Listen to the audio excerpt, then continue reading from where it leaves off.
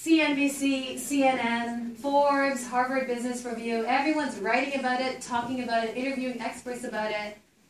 But if you actually ask yourself, what is executive presence? It's an elusive term that's really hard to define. But when you see someone with executive presence walk into a room, you know they have it. Because when they walk into a room, they command that room. They own it. When someone with executive presence talks, people listen. So, does anyone want to take a stab at the definition of executive presence? Go for it. It's when you're like a boss. When you're like a boss. Do you want to elaborate on that? That was my punchline. Yeah. Anyway. Good try. I'll try it. It's someone who comes across as quite charismatic and who has thought through complexity to deliver a simple message. All right, complicated definition there. But you know what? A good stab at it. And it's interesting because it is a complicated word to describe. There isn't one definition. If you try to Google it, I'm sure you'll go after this class and Google it. You'll find tons of people starting it off saying it's a very hard term to define. Right? It really is, because it's a quality. It's like charisma. How do you define it? When you see it, you know it. You just know it. So, the best definition that I have found, or the easiest way to wrap my mind around it, is that executive presence is a combination of 3 pillars that makes a person appear like leadership material. So leadership material meaning authoritative, confident, the ability to influence, respected, these qualities. So executive presence is comprised of these 3 things.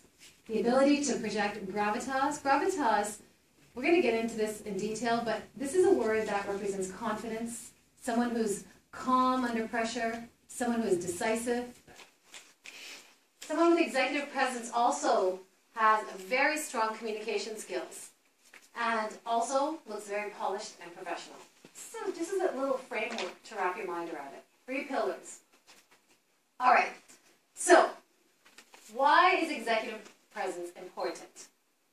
Well, it's important because it makes people perceive you like a leader, perceive you like a leader. So if people in your organization perceive you as a leader, what's likely to happen? Get promoted. Promoted? Yeah. Most likely get promoted, right? Most likely be more respected. People will come to you for questions. You'll have more authority. So it's really important to be perceived as a leader. Also, when someone is applying for a job or interviewing, HR departments like to hire people who have leadership skills, who they can see as long-term potential in their companies. Eventually, these people will rise up to the top and have the skills to be leaders within the organization. So if you display executive presence in your interview or when you're starting off in a company, most likely senior management and HR are thinking about you in the back of their mind when something plum opens up. It's also really important because you need it to get promoted to leadership roles, like what I just said. Even if you're really great at your job, even if you're very competent, I can tell you that if you lack executive presence or lack leadership skills, you most likely will get overlooked for some very important positions in your company. It's a key skill to have for most leaders.